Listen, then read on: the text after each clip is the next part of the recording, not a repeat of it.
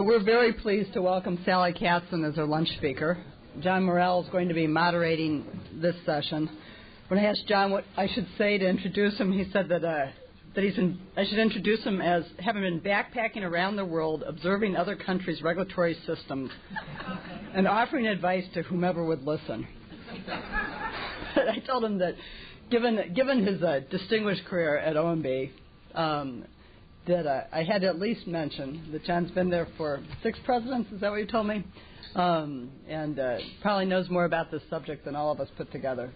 So thank you, John.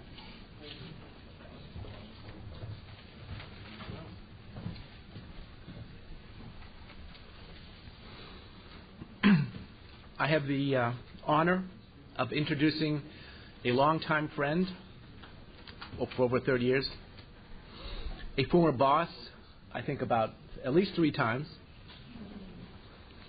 and a longtime supporter of central review of agency rulemaking, and especially requiring agencies to assess the consequences of their proposals. Sally really needs no introduction, but I'm going to give her one anyway.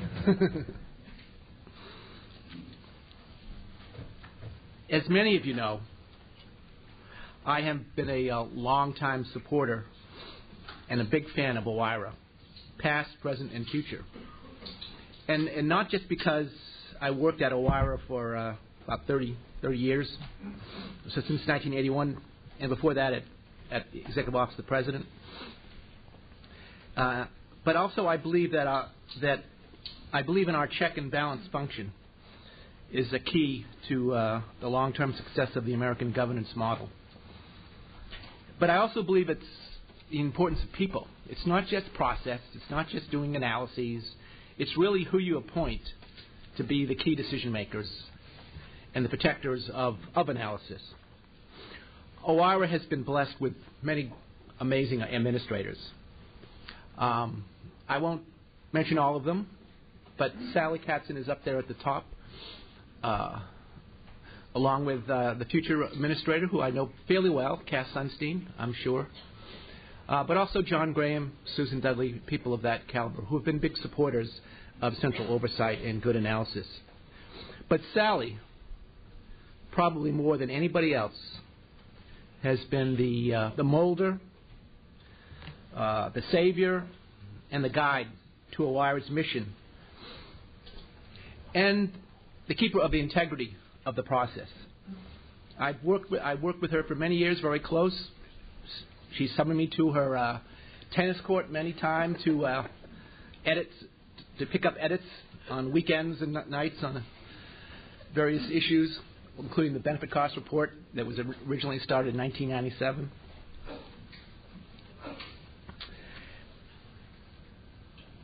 But she was also the key architect of the present Executive Order 12866, which, by the way, has lasted 16 years, more than any other executive oversight rule or system.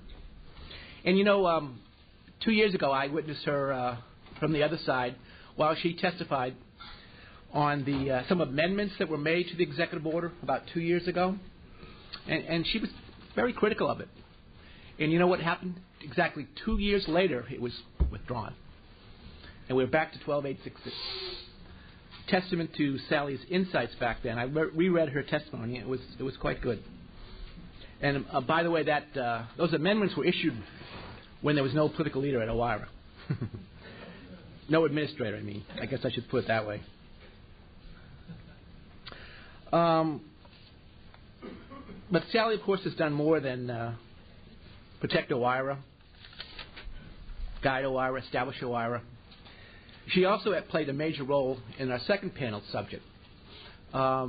She was very supportive of OIRA's getting involved in international regulatory reform, supporting our work with the EU and the OECD, and allowing me to go to Paris many times. I don't know whether she wanted me out of the office or she really was rewarding me with trips to Paris. The only times I couldn't go and she went is when the French Open was... And I understand she's about to leave pretty soon for the British Open after this.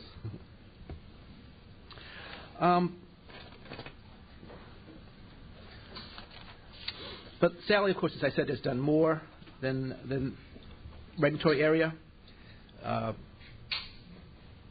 She's a Smithy. Are we still allowed to say that? When I went to school, no, it's good. It was really great to date Smithies. But she's also the first female editor-in-chief of any major law review in the United States, Michigan. She clerked for Skelly Wright. She was the first female partner of Wilmer Cutler Pickering. She's, of course, a scholar and an academic. She's taught at GW, Michigan,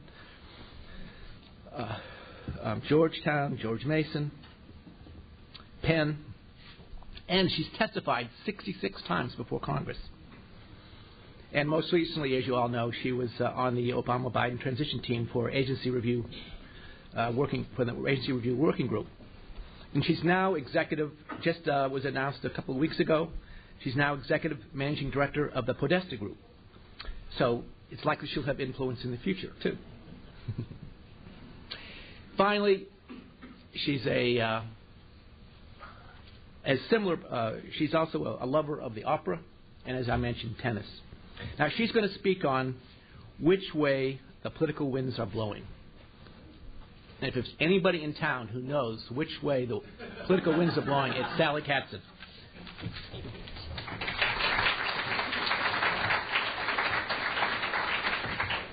Wow, that was a very kind introduction, and I thank you so much. I don't have a job. We can take care of that. Those of you who saw the original program, when this program was originally announced, noticed that today's keynote address was to be given by Cass Sunstein. Now, I know Cass Sunstein, and I am not Cass Sunstein. Nor can I even stand in for Cass Sunstein. I mean, he is extraordinarily thoughtful, creative, prolific. He's written more in his shorter life than I have read in my appreciably longer life. Now, as John said, I was in the transition, but I am not in the administration. So not only am I not standing in for Cass and speaking for Cass, but I'm also not speaking for the administration. And therefore, I'm going to try not to say what the administration will or will not do, but try to provide some context so you get a flavor of why it might do what it does. And rather than speak to you as a scientist or an economist, which I am not, and most of you are, or as a rule developer, rule writer, or rule reviewer. That's not easy to say. Try it 5 times. I'm going to try to provide some context of the broader pictures, which is why I talk about the political winds, about what I think is going to be happening, why I think things are going to be happening in the area of reg review. Now, there are a few in the audience who have almost as much gray hair as I do, so I hope you'll indulge me if I give a little bit of history so there's some context for my comments. In the beginning, or at least before the late 60s, the development of regulations, including the analysis of the risks being addressed, such as it was decentralized. The work was done by the agencies, and unless there were those very rare occasions where the president or a senior advisor really cared, the agencies were basically left to their own devices to be helped or hindered by the regulated entities or the regulatory beneficiaries. And there was perhaps an occasional oversight by Congress. But the late 1960s and the early 70s brought a huge number of statutes authorizing regulation, not in an individual sector or industry, but economy-wide in the fields of health or safety or the environment. And we begin to see emerging very limited centralized review. President Nixon's advisors would occasionally look at the really big regulations under a quality of life analysis. Ford used an inflationary impact analysis. I first met John and Art Frost at the Council on Wage and Price Stability, where President Carter roared. That was the Regulatory Analysis Review Group, and very important regulations with implications for the economy were roared in those days.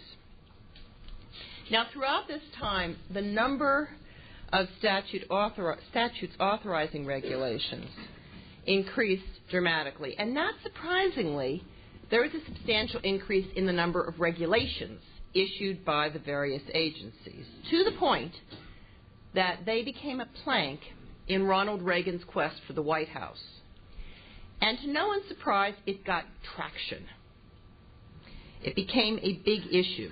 Now, his brand, President Reagan's brand of reg reform, was cutting back or eliminating. It was called not regulatory reform, but regulatory relief. And it was said that the government was part of the problem, not the solution. That government was not nearly as efficient or effective as the private markets. Therefore, do not regulate. Let the markets correct any errors that might exist. The tool to achieve this brand of regulatory relief was centralized review in a bigger, and Jim Miller would say, badder way. And that was Executive Order 12291, President Reagan's executive order. Essentially, it required the agencies to do a cost-benefit analysis study and to promulgate only those regulations where the benefits outweighed the costs.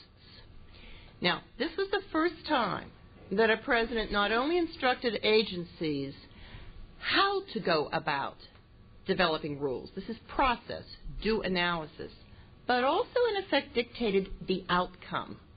It had to be net benefits to society as a result. And it's the latter emphasis which was very, very new. Most importantly, agencies could not proceed with their rules unless they had been cleared by OIRA. Now, the early 1980s, like so much of the last century, half-century, had produced a divided government. And while the Republicans were controlled the White House, the Congress was still controlled, for the most part, by the Democrats. President Reagan's new executive order did not go down well with the Congress, generally, and with Democrats in the Congress in particular. There were separation of powers issues. For those lawyers out there, we have Article 1, legislature, Article 2, the executive branch, and there is some thought that the legislative power is delegated by the Congress, and in these delegations they have given that authority to the EPA or to DOT. So what is the president doing getting engaged in all of this? And who ever heard of this small little organization to which he had turned? A relatively tiny, by Washington standards, office, the Office of Information and Regulatory Affairs at OMB, which was supposed to be the policeman for all of this. That would have been a general concern, separation of powers, but there were highly charged partisan issues as well. Democrats are generally more receptive to regulations than Republicans. I don't think I'm telling you anything you don't know. And at the time, cost-benefit analysis, particularly the state of art that it had, was not exactly a level playing field. Costs were somewhat easier to quantify and monetize than were benefits. There were also issues about transparency. OIRA was referred to as a big black hole. And there were issues of delay, like forever. A reg would be issued by an agency, it would go to OIRA,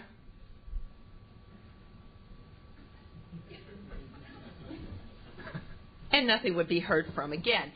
Well, obviously, the proponents of regulation, including principally the Democratic congressmen, and their very vocal constituents, were not happy campers and took it out in large part with OIRA. So in 1992, a Democrat is elected president, not to mention the fact that the first 2 years of the Clinton administration saw Democrats in control of both the House and the Senate. So some thought, okay, simply rescind Executive Order 12291, say goodbye to centralized review, return rule development to the agencies where it rightly belongs.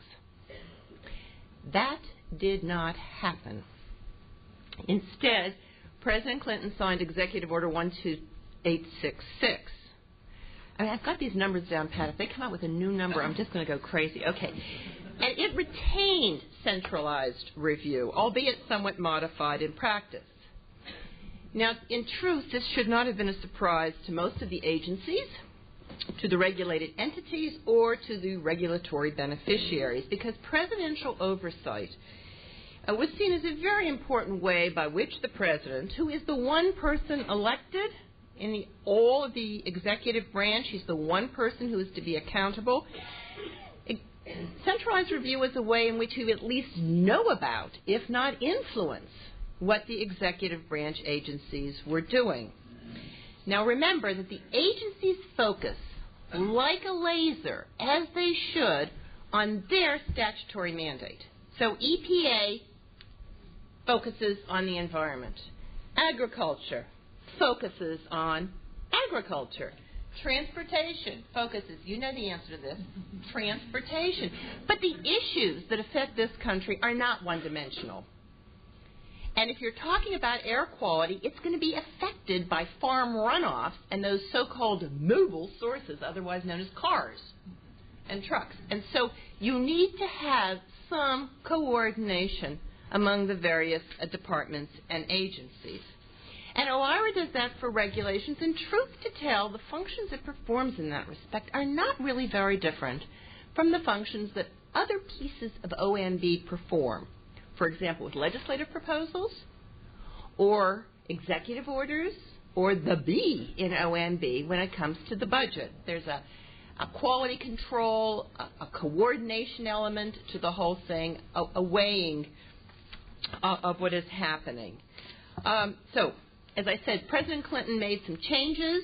Instead of reviewing all regs, OIRA was just going to look at significant regs. There was strong language to the effect that those costs and benefits that could not be quantified or monetized were nonetheless essential to consider. That was the language of the executive order, essential to consider those which could not be quantified or monetized.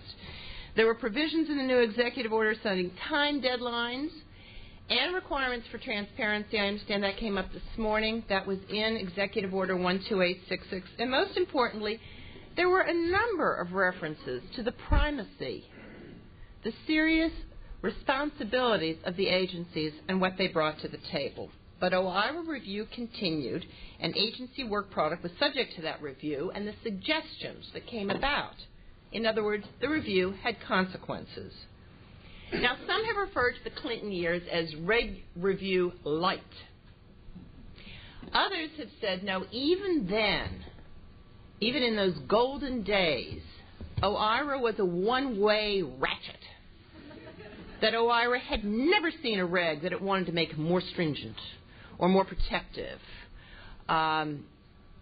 This is a debate which I've had a number of occasions, and I don't think I want to go there now, but I don't necessarily agree with that.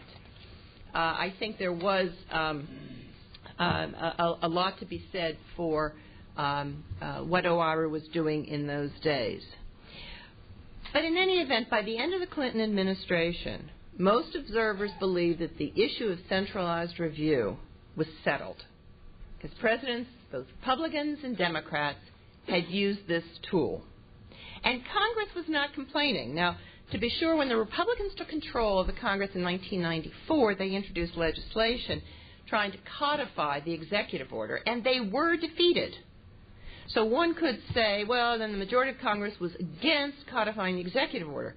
Hey, but were they against the executive order, or were they against codifying, casting into concrete statutory language something which had been designed and written to be flexible? Or were they simply following the lead of the then president, who said he didn't want his executive order codified? So I'm not sure you can read much from that. Executive Order 12866 remained in effect for most of the Bush years, with just one single little modest change. Basically, he took the vice president out of the equation. But the Bush years were different from the Clinton years. First, President Bush's administrator characterized his position as a gatekeeper. Gatekeeper. I mean, that sends a signal. Among other things, elections have consequences. Because I had characterized my role as a facilitator. Just think about the difference between those two. And second, over the course of the Bush years, there were a number of OMB circulars, bulletins, memos, clarifying agency responsibilities for analysis or setting forth new types of analysis. We had Data Quality Act, peer review, risk assessment, Circular A4. I think there was one or two others. And what you were hearing was that the agencies were saying we're asked to do more and more and more analysis. And by the way, we are receiving less and less and less in the way of resources to do our job. This was true unless you were the Department of Defense or Homeland Security. Then you got the resources you needed. And during this time, Congress, which basically stood by and took no action, indeed, there was virtually no oversight of the regulatory activities of the agencies while the Republicans controlled the Congress. Then when the Democrats came in 2006, President Bush issued an executive order amending 12866 in several ways.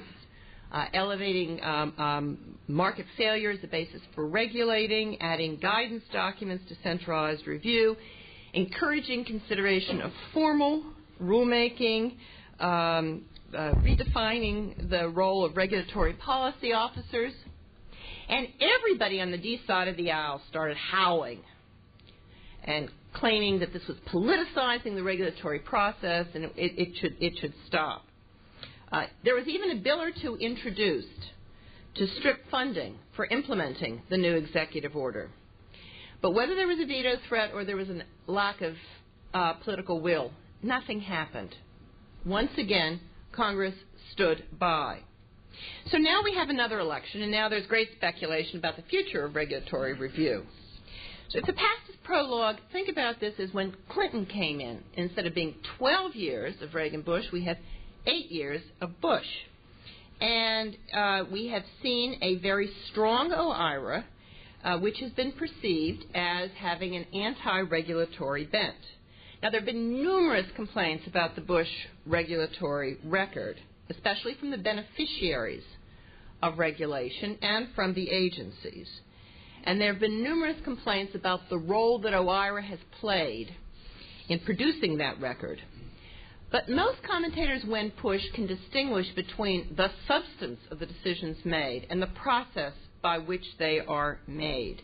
And I've heard very few people seriously calling for the dismantling of OIRA. The closest I've heard are a series of comments that suggest that they should become facilitators, they shouldn't look at individual transactions, they should become champions of regulation. But these are really on the tail. For the most part, people, when they asked for comments on the Internet for a new regulatory review executive order, talked about improving what we have. So if the question is, will President Obama turn back the clock? Will he relinquish this form of oversight and give free rein to the agencies? Will his supporters demand such a move, and will Congress insist on it? I don't think so. No, I don't think so. As I said, OIRA has been used by both Republican and Democratic presidents, and the Congress is not chomping at the bit to put President Obama in a regulatory box. Again, what you hear are complaints about the substance of the regulations, not about the process. There's some other clues that centralized review is here to stay. Think about the memo. I hope you've all seen the memo that President Obama signed on January 30th, 2009, the day that he rescinded the Bush amendments to the executive order. He called for recommendations for a follow-on executive order. And it starts by saying, for well over 2 decades, the Office of Information and Regulatory Affairs has reviewed federal regulations. The purposes of such review have been to ensure consistency with the presidential policies, to coordinate regulatory policy, and to offer a dispassionate, analytical second opinion on agency actions. Hey, that's the justification that has always been offered for OIRA, and he's adopted it in his own words in his memo. And then he adds, while recognizing the expertise and authority of executive branch agencies and departments, I also believe that if properly conducted, centralized review is both legitimate and appropriate as a means of promoting regulatory goals. The rest of the memo goes on to talk about ways to improve, not eviscerate, the process. So, I think it's here to stay. I also take some comfort from the fact of what we lawyers would call pattern or practice of behavior. Remember during the campaign, whenever an issue came up, Obama said he would treat it by doing these 6 things and appointing somebody in either the White House or the Executive Office of the President who would focus on that issue. During the campaign, he talked about creating a chief performance officer, a chief technology officer, both of whom have broad, wide-ranging portfolios. But he also said he'd have an energy and climate czar,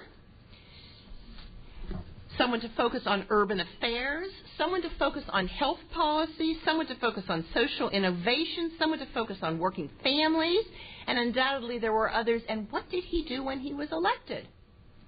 Well, he created a chief performance officer who was confirmed on Friday, a chief technology officer who's also been confirmed, an Office of Energy and Climate Change with Carol Browner, an Office of Social Innovation, and an Office of Urban. He just did exactly what he said he was going to do.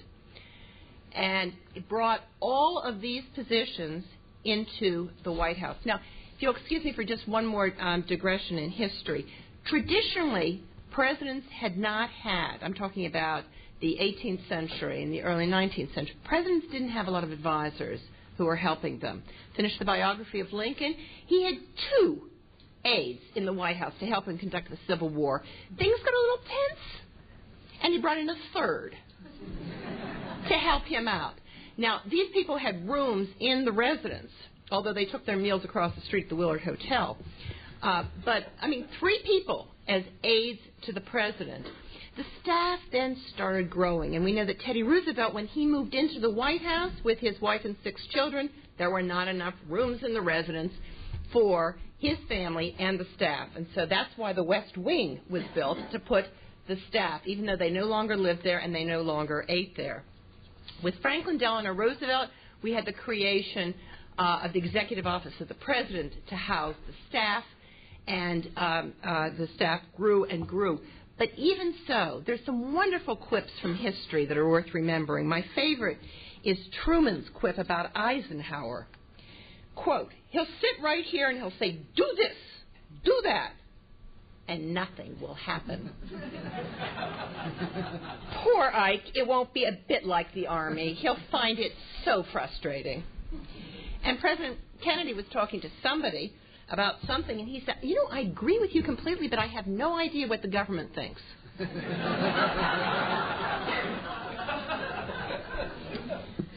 So Nixon determined that enough was enough, and maybe it was because he's distrustful of the rest of the government, or maybe he was a control freak after all, or he just figured out if you're going to be accountable, you ought to be able to at least know what's going on. Reorganized the Bureau of the Budget in the EOP, made it OMB, the Office of Management and Budget, and used it to help rein in and oversee the agencies. And since then, there has been a steady increase in the number of White House staff and Executive Office of the President, with one colossal exception. And that was during the campaign in 1992, Governor Clinton was accused of favoring big government. And his aides were just trying to come up with something, because this thing was getting legs, needed to get something to show he wasn't for big government. So the story goes, at roughly 2 or 3 in the morning, somebody came up with a bright idea, pledged to reduce the White House staff by 25%. Now, this is something they surely should have slept on. But no, it was written into a speech, announced the next morning, and we lived to rue the day. Even those who were part of that early morning bull session knew that this had been a huge mistake. You can't gut the White House staff. George W. Bush didn't fall into that, and I think President Obama's inclination to bring more and more of the government into the White House is fully consistent. And it does not sound to me like it's somebody who's going to give up centralized review. It sounds to me someone who's accumulating control and accountability. So, too, I think the signs all point towards retaining cost-benefit analysis as a critical component of regulatory review. Now, if you look at the January 30th memo, it calls for suggestions on the role of cost-benefit analysis. Yeah. But look at who his nominee is, the previously mentioned Cass Sunstein. And while I haven't written everything he's read, I've read enough to know that he's a strong defender of cost-benefit analysis. He thinks it's useful, it's informative, and is an important role to play in rule development, although it's likely to be spiced up with some of this behavioral economics, which is a Sunstein specialty, and broadened to include distributional considerations, fairness, and concern for the interest of future generations. I'm now reading from the memorandum. These are things that were included. Is this consistent with the prevailing winds? I'd say so. Remember that President Obama has championed data-driven decision-making. He's called for good science. Of course, everyone calls for good science. But he's called for good science, and he has pressured his cabinet and his staff to develop data so that they are in a position to thoughtfully consider the difficult decisions of the day. He wants to ensure that they are based on research, facts, data, analysis, not ideology, not supposition, not bias. And it appears that the stars are aligned here, because I hear the same thing out of Congress. They want good data and good analysis as the basis for legislation. Now, the absence of good data and good analysis does not necessarily mean that they don't go ahead and enact legislation, but they keep calling for it. And so they, too, I think, would be supportive of a cost-benefit analysis continuing. In any event, it's sort of like democracy. It may have flaws, but it's certainly better than anything else we have. Now, when we're on the subject of cost-benefit, I just do want to touch briefly on risk assessment, since that's what so many of you are probably interested in. And here I have to admit that my views are very, very much influenced by an experience I had serving on a National Academy of Sciences panel with, where's Baruch? Looking at OMB's proposal for risk assessment guidelines. Now, you may remember that the panel said that they were fundamentally flawed, and they were ultimately withdrawn and replaced with a milder version. But what I remember best from that exercise was the hours sitting around talking about the differences in risk assessments. You had risk assessments based on the natural sciences, on the physical sciences, on the social sciences, a risk assessment dealing with health or the environment, a risk assessment dealing with a structural flaw in a bridge or a plane. And now we've been hearing a lot about financial risk. They all have risk, but they're different. There's enormous variations in both the methodology and the processes that would be used. Now, there are undoubtedly some standards that one could elevate to guiding principles for all such endeavors, such as disclosing assumptions or specifying methodologies, documenting studies involving the public, but at some point fairly quickly, one size does not fit all. So while my own crystal ball is very, very cloudy, it strikes me that this is an area where this administration might be quite tolerant of differentiations by agencies, of different agencies doing different things in the field of risk assessment, so long as the agency can demonstrate that they're current with the relevant state of the art, that they're following generally accepted practices, and that they're not manipulating the data. I think with those broad principles, they're probably will be given their go-ahead. All of this depends on transparency, which is a segue to the last point that I wanted to touch on. How transparent will the new process be? Well, the January 30th memo called for guidance on disclosure and transparency, and one of the first memos that the President signed on January 21st was openness and transparency in government. So had this decision been made on day one, I would have thought there'd be a lot more transparency. But as time goes by, I'm not so sure. His administration has reached for the brass ring, but sometimes they've fallen short. And this is a pretty dicey area. Now, I am not talking about comments from third parties to OIRA. I think it's pretty clear those are going to be disclosed. That's the way it was written in Executive Order 12866. There's been a long history of disclosure so that OIRA does not act as a conduit for other interests, be they industry or the enviros or whatever. What I'm talking about are the comments between OIRA and the agency. This is intra-government.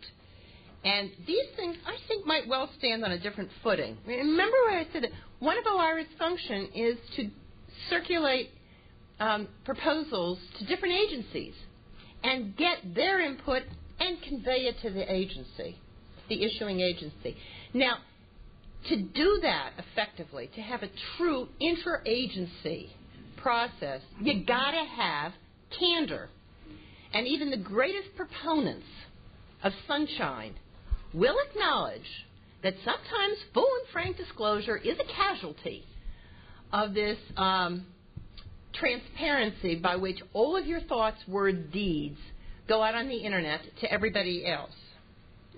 So it strikes me that now that they've been there for 6 months, some of them may have learned that this is not an open and shut, no pun intended, decision. And what we have seen, if you've been a careful observer, is that President Obama has rethought his position on this. He has decided not to release the additional pictures of prisoner abuse. He has authorized his Department of Justice to assert state secrets to dismiss some cases. So is he drawing a line at national security? Is government, intra-government conversations going to be the same? Now, here is an area where I think they will be caught in the crosswinds. First of all, his recent decisions have been much to the consternation of his supporters. You've seen an enormous amount of bad press from his supporters. Second, the Congress has its own interest in disclosure. I mean, they authorize these guys to regulate. They think they have not a right to know, but a need to know. And so Congress's interest in openness and transparency here is actually far in front of where the executive is. And it's hard to know how much they will push and if they will be persuasive.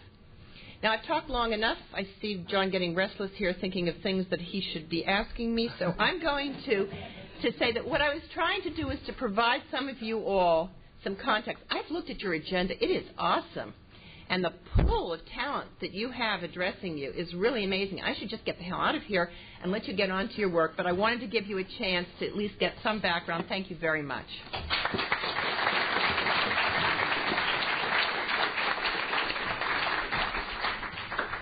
I guess we have quite a bit of time for questions now, and since Sally challenged me and asked me to ask her a question, I thought of one. Speak into this. It says speak into okay. this. Do you want to answer? No, you speak first. You're asking a question. I think in Cass Sunstein's recent testimony at Senate hearings, he said the most important 6 words in Executive Order 12866 was... Are permitted by law. Right. Do you agree with that? And what are your favorite 6 words?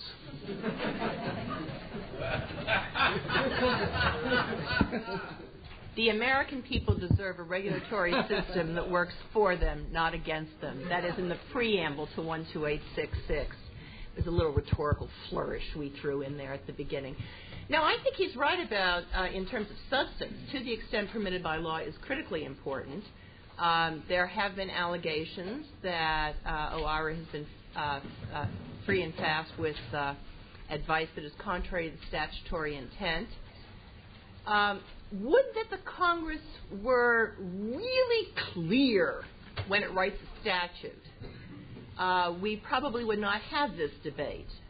But when they authorize regulations in the public interest, convenience, and necessity, it's a little hard to know where the boundaries are, or even in some of the other statutes. To be sure, they sometimes are specific, and air quality is a health-based standard requisite to protect the public interest with an adequate margin of safety. But for a lot of them, it's pretty open-ended. Nonetheless, Congress is the delegator. Congress's statute becomes the four corners, and the rule has to be to the extent permitted by law. Who has a question? Oh, my God. Hi, Alan.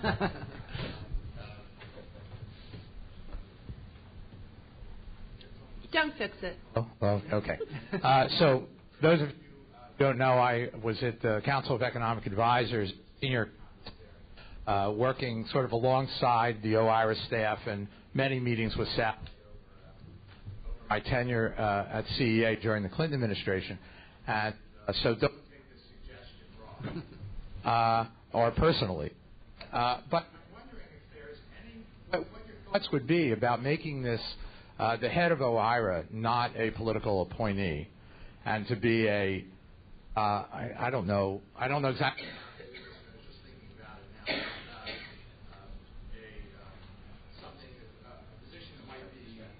Elected by the National Academy of Sciences or something very neutral, where there could be no question. So turn OIRA more into eunuch of the president, which.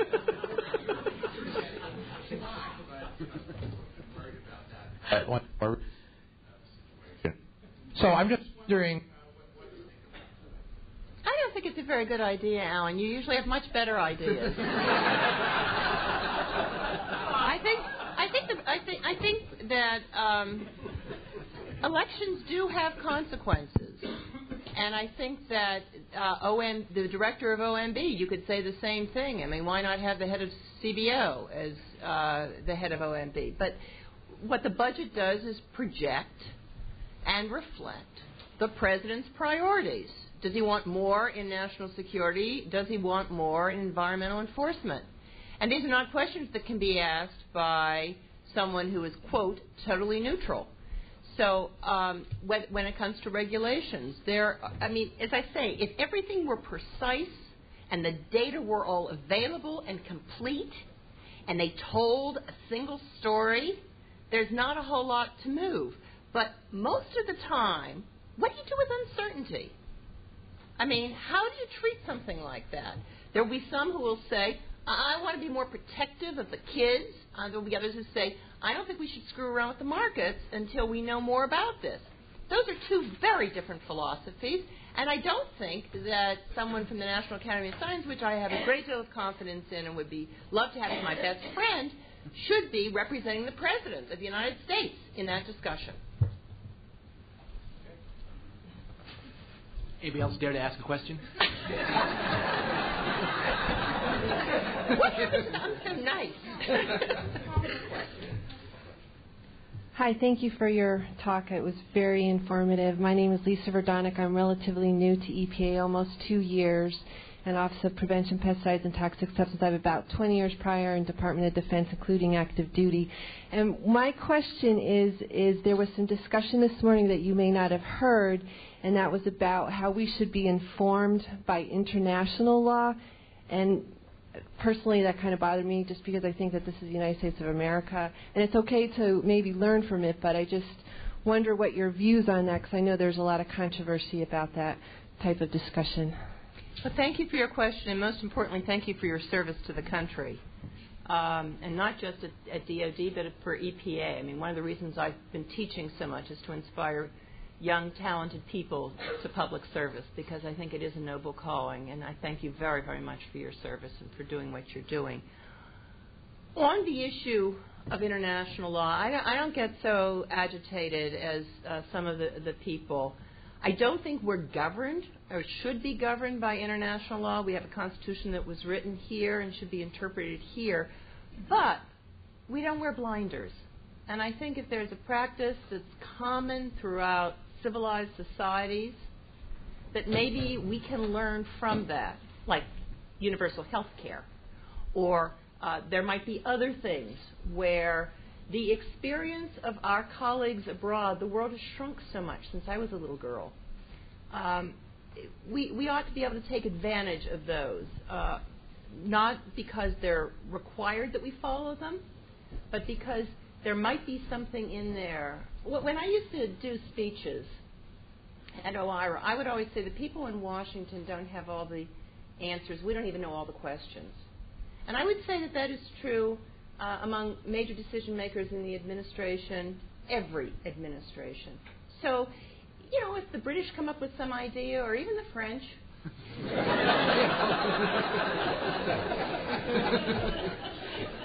thank you.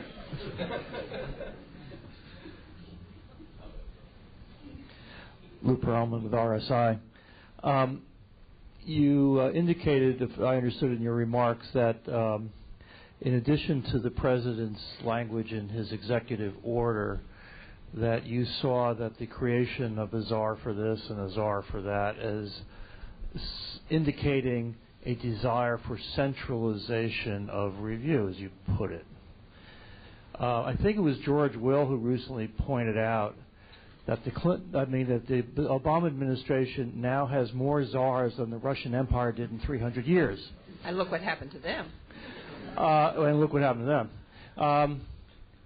Is it also another way of looking at this is to say that what the pattern really is telling us is not the centralization of review authority, but a fragmentation, in a sense, a horizontal decentralization, so that the only central review of anything is in the Oval Office. I don't think we've reached that point. I think there's merit to what you say. There are clear consequences of bringing some of these jobs in-house, as it were. It would have been better if Tom Daschle had been Secretary of HHS and head of Health Policy Office. But I'm not sure it's terrible that it's Nancy Ann Min Pearl and Governor Sebelius. There is, when you bring that stuff in, you're pushing away the agencies at least by one step. And that is unfortunate because the agencies are the repositories of the experience, the expertise, the knowledge, the programmatic details. And policy can't really be done without them. At the same time, however, I think what Carol Browner's office is doing is actually a coordination function, which is not all that different from the DPC, the Domestic Policy Council, or the NEC, the National Economic Council. Now, during the Clinton administration, the heads of those councils acted as honest brokers, so that if Treasury had an idea, you would have all the economic agencies hear it. You'd write a single memo to the President with, here's the majority view, or here's the unanimous view, or here's the dissenting view. And I think it facilitates getting the information together. So I don't think we're at a point where we're breaking down and that everything is going to have to go to the President, because I think there's a lot to be done. Now, when I was at OIRA, I thought that it was a failure on my part if something had to go over my head, if it had to go to the Director of OMB or to the President, that I was there to help create a win-win for everybody. And that was what I sort of set out to do. So I don't think I took more issues to the White House. I think I took some away. But I don't think that's fragmentation. But then this is a personal bias, and I certainly would respect your concluding elsewise. Not to say anything about George Will. I think the delegate from France would like to say something. Yes. Oh, bonjour, monsieur. No, I was just trying to get an outsider's perspective. When we look at the U.S. compared with other countries, we're amazed by the amount of scrutiny to which is subject all your federal regulations. Yet, and I know about the history, the separation of powers in the U.S. Constitution, But if I look at other countries, they tend to apply systems for improving the quality of regulations to their laws as well, and to other parts of their legal apparatus.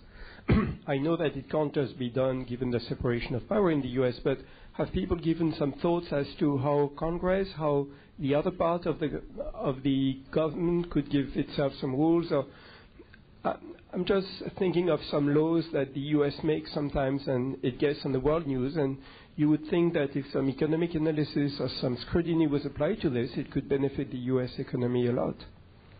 I do not disagree with anything you have said, including the fact that because of the separation of powers, it's not going to happen, at least not in my lifetime.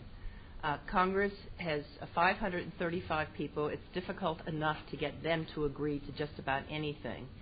And their staff has grown by leaps and bounds, as much as the staff of the President in the White House or the Executive Office of the President. Aside from GAO, the General Accounting Office, or Accountability Office, sorry, Government Accountability Office, I'm sorry, and CBO, the Congressional Budget Office, and CRS, the Congressional Research Service, which are sort of their think tanks and their resources, committee staffs.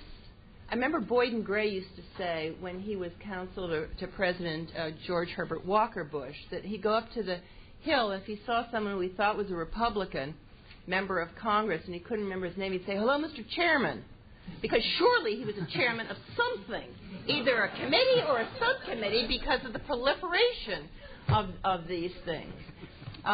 With all of that going on, it has been very difficult. There have been suggestions that they actually try to do a cost-benefit analysis of a piece of legislation. But I think unlike the EU, where the legislation is more granular, it's more, if you will, in the weeds, or it's more detailed, here a lot of our legislation is quite aspirational and about 50,000 feet. And it's pretty hard to know how they're going to be implemented. Surely the same statute implemented by a Democratic administration or a Republican administration will be quite varied.